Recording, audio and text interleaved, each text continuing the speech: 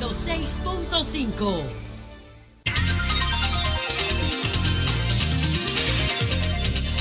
Diez 24 minutos. Rosario Espinal. Continuamos la conversación con Rosario Espinal. Después de las elecciones que gana el presidente Danilo Medina con un 62%, ¿cómo ha observado el panorama? Estamos hablando de las elecciones, gobierno, oposición, sobre todo oposición. ¿Cómo ha observado alguna recomposición de la oposición, algún cambio? No, hasta el momento pienso que no hay muchas señales. Realmente hubo digamos, una cierta unidad al final de la campaña de los partidos de oposición. Eso se mantuvo con el tema de la selección de la Junta Central Electoral. Pienso que la oposición quedó un poco ambivalente, porque por un lado se veía como un triunfo que llevaran personas que no tenían militancia partidaria, pero por otro lado los representantes del PRM en el Senado no votaron a favor de esa junta. Entonces como que no quedó claro si hubo satisfacción o insatisfacción con el nombramiento de la junta por parte del PRM y demás grupos políticos. Yo he planteado que el PRM, que es el heredero de un segmento importante del electorado por haber salido de una división con el PRD, debería concentrarse en tres cosas. Todavía no se ve claro que lo esté haciendo. Una es el fortalecimiento interno de su organización, la segunda es una posición de oposición adecuada, fuerte en el Congreso, y la tercera son gestiones municipales donde ellos controlan municipios con alcaldes adecuadas, o sea, buenas. Digamos que un poco lo que ha sobresalido es algunas medidas del alcalde de Santo Domingo, del Distrito Nacional. Fuera de eso, todavía falta por verse una oposición real en el Congreso y falta por verse trabajo de organización partidaria. Creo que al PRM no le conviene estar ahora mismo Hipólito anda por un lado, Abinader anda por el otro, porque es un partido que puede consolidarse si se dedican a eso, o que puede ver su destino, como lo ha visto el Partido Reformista, fragmentándose. Depende de ellos. O sea, no depende de lo que uno haga o diga o comente, sino que depende de la energía, de la inteligencia, de la racionalidad, de la estrategia con la cual la dirección del PRM se maneje. Prioridades para el 2017, en un año declarado el año agroforestal por el Poder Ejecutivo, pero con realidades muy palpables, muy en nuestro día a día. Y bueno, siguiendo el tema, una junta todavía novedosa que ya ha anunciado la sustitución de dos de sus principales funcionarios, como es el director de elecciones y el director de informática. Sustituciones que son presentadas a los partidos, pero en sentido general, prioridades que entiende usted debe tener el gobierno. Yo creo que en el 2017 va a seguir lo que ha sido sobre todo, que viene desde antes del 2016, pero ha sido tema al finalizar este 2016. El tema de la corrupción seguirá sobre el tapete. Es un tema en el que todo el mundo opina, todo el mundo habla y poco se hace. Creo que eso pues seguirá sobre el tapete.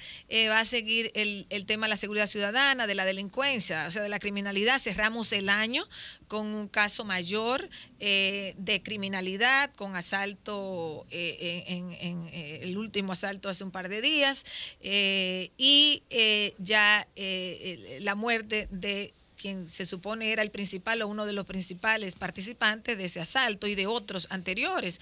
Entonces, yo pienso que estamos cerrando el año con un indicador, con una muestra, con un espectáculo hasta cierto punto de lo que es la criminalidad en el país. Pienso que el gobierno no ha tomado este asunto con la suficiente seriedad y fuerza que amerita el tema, porque cuando la criminalidad ya va adquiriendo este sentido, digamos, de bandas que se enfrentan, un problema de narcotráfico por un lado en el país, un problema de desempleo, pobreza urbana por otro, todos esos son ingredientes para un aumento de la delincuencia, y el aumento de la delincuencia y de estos actos grandes de criminalidad eventualmente socavan la estabilidad del sistema político. No es que estemos a la orilla de eso, pero sí yo creo que vamos caminando hacia una situación en que la población se va sintiendo cada vez más vulnerable, y eso eventualmente daña, digamos, las bases políticas y de convivencia en el país. Eso es. O sea, que pienso que en el año 2017,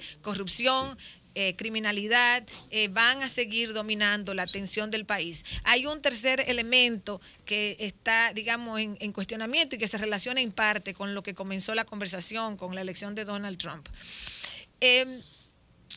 Lo único, digamos, positivo de todo lo que Trump ha dicho que él podría hacer es crear mayores fuentes de trabajo, aunque el desempleo en Estados Unidos ahora mismo está bien bajito. O sea, no es que uno de los más bajos de la historia.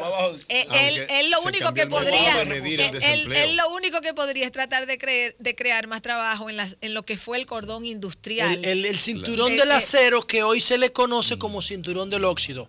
Pero es que ya estamos en una sociedad del conocimiento. O sea, eso es difícil, imposible volverlo atrás. Es muy difícil que él pueda o traer compañía norteamericana vuelta a Estados Unidos. O sea, él tiene un problema porque él prometió mayor crecimiento económico. O sea, lo prometió. Si él lo logra, vamos a suponer por un segundo que él lo logra. Si él lo logra, van a pasar dos cosas, entre otras. Van a subir las tasas de interés a nivel internacional y va a subir el precio del petróleo. Si esas dos cosas ocurren para República Dominicana, eso es catastrófico, porque este es un país muy endeudado. El modelo del PLD ha tenido como un elemento central el endeudamiento para poder tener un mayor presupuesto, para tener mayor holgura en gastos, y un aumento en las tasas de interés sería sumamente negativo para este país, al igual que un aumento del precio del petróleo. O sea que República Dominicana en este momento debería tener una lupa mirando hacia lo que va a ocurrir, porque esas dos variables son cruciales para mantener una relativa estabilidad económica en el país. Una cosa, volviendo a la política dominicana, los problemas del PLD son más que evidentes, y ya se hablaba aquí de que la aprobación o el rechazo a las observaciones del presidente Medina al Código Penal podría ser como el caramelito final de esa de esas grandes contradicciones que uno ve en el PLD. Tu lectura de lo que está ocurriendo en el PLD, sobre todo la reunión de Fungló, de la posición de Danilo Medina, y un poco lo que decía Julio, es que ya esto lleva lo que es un asunto de principios teológicos, defensa o no de la mujer, Estado social de derecho, al plano estrictamente de la lucha política interna del PLD. Sí, realmente vamos, en cierta medida estamos viviendo la repetición de lo que ocurrió a fines del año 2012. O sea, es nuevamente, digamos, el danilismo por un lado, el leonelismo por el otro, cada uno posicionados, con la diferencia de ¿existe que eso? Tú como socióloga y experta en... Escúchame, déjame concluir mi pregunta, apenas una humilde pregunta. Usted tiene el control de este debate. Espérate, pues un paréntesis ahí. Sí. Tú que eres una experta en ideología política. Espérate. Hay una configuración del danilismo o del leonelismo como el bochismo, que tiene 56 obras escritas. No. O es un grupo de gente buscando cosas para ellos. ¿Cómo la vaina? Eso es igual que lo que ocurre en el PRM con Abinader e Hipólito Mejía. Es justo llamarle con Miguel Vargas e Hipólito Mejía. ¿Qué es lo que pasa? Pero es justo llamarle al leonelismo y al danilismo como al marxismo y al bochismo. No, en lo absoluto. No, por Dios. No, en lo absoluto. No, hombre, no. Lo que pasa es que se conforman. No le gusta esa pregunta a ustedes, ¿verdad? No, pero lo que pasa es que se conforman. Hazle esa pregunta, pero ahora. Pero escúchame, por Dios. No. Deja que ella me responda. Julio, yo no tengo derecho a preguntar aquí. Pero ella está en el medio de la respuesta, pero yo sé que es educación. Continuamos con ella. Termina lo que tú, Rosario, lo que tú estabas diciendo. Espérate, lo que tú estabas diciendo. Adelante. Son grupos políticos con una figura, podríamos decir, hasta cierto punto caudillos, pero no llegan tampoco a esa categoría. Ni siquiera caudillos. Entonces son, digamos, liderazgos políticos en torno a los cuales se forman grupos de poder. O sea, hay personas que los apoyan a ellos. En ese sentido hay diferencias. Pero no se puede definir como ideología, ¿verdad? No. No hay diferencia. No hay diferencia ideológica. Hay algunas diferencias, sin embargo. No están conformadas fuertemente como corrientes ideológicas. No. pero sí hay algunas diferencias políticas entre ellos. No creo que hay tiempo para entrar en esta discusión, pero te voy a invitar a mi programa para que discutamos tú y yo eso. La respuesta que le estaba dando a Pablo sobre cuando tú decías que estamos en la misma situación del 2012, el leonelismo, cuando el danilismo. Continúe, doctor Espinal. Sí, lo que ocurre es lo siguiente. Sí. O sea, el presidente Fernández, y esto yo lo he dicho en varias ocasiones, y se lo he dicho lo he dicho sobre Fernández, sobre Mejía y sobre Danilo Medina. O sea, los expresidentes o el presidente en este caso actual tienen que saber que no pueden perpetuarse en el poder, que aquí hay por lo menos hay una competencia, o debe haber por lo menos una competencia electoral. Entonces, a mí me parece que el persistir una persona tanto en volver, y repito, esto se aplica a Leonel Fernández, a Hipólito Mejía, y también en el caso ya de Danilo Medina, realmente ellos tienen que saber que tienen que concluir una presidencia, que hay unos ciclos. Leonel Fernández gobernó 12 años, Hipólito, y fue 3 veces postulado. Hipólito Mejía fue 3 veces postulado, ganó 1 y perdió 2. Danilo Medina 3 veces también, perdió 1 y ganó 2. Entonces tenemos que está bueno ya ellos 3 han agotado 3 ciclos electorales como candidatos. Entonces me parece que estar insistiendo en volver es un retranque para institucionalizar sus partidos y es un retranque para institucionalizar la democracia dominicana. Oli, para finalizar. La democracia dominicana, Rosario, están muy inmersa en el tema de los que son los partidos. Es decir, llamamos que tenemos una democracia porque tenemos elecciones regulares, programadas, y hasta ahora el país no ha postergado esos procesos. Es decir, que ahí vamos con el calendario electoral. Estos partidos están encabezados por, desde mi perspectiva, líderes, caudillos, como se le quiera llamar. En el caso, por ejemplo, de los líderes que más atraen, yo puedo decirte que Hipólito Mejía, en el sector que el PRM es la mayor representación del liderazgo. En el Partido de la Liberación Dominicana, o sea, Luis está por encima de Hipólito. No, está diciendo que Hipólito es la mayor representación del liderazgo. Más que Luis. Pero claro, más que Luis. Pero Luis le ganó a Hipólito. No. Ahora, ¿cuál es la inquietud? ¿Cómo decirle a una persona, por ejemplo, como el presidente Fernández, que es parte de los actores políticos? Sí, ¿cómo decirle a ellos que se retiren con la fuerza que tienen? No es que nadie se lo diga.